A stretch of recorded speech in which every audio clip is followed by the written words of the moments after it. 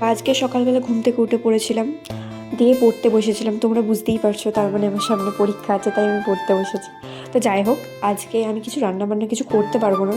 আজকে ঘরের আর কি সমস্ত কিছু কাজ করতে হবে। সেই জন্য আমি চলে এসেছিলাম সকালবেলা বাজারে, আর বাজার থেকে এসে একটা কাজ ছিল, আর তারপরে আমি খেয়েছিলাম ওখান থেকে আর কি পরোটা। তো পরোটা খেয়ে এসে বাড়ি চলে আসি। তো বাড়িতে এসে আমি এগুলো দেখছিলাম, এটা আমার বাবার জামা। মানে আলমারিটা যখন খালি করছিলাম, মায়ের আর বাবার জিনিস দেখে আমি একটু ইমোশনাল হয়ে পড়েছিলাম। কারণ মানুষগুলো না থাকলেও না, স্মৃতিগুলো আর কি মানুষকে কুড়ে কুড়ে খায় সমস্ত কিছু আর কি, যেটা বলতে গেলে।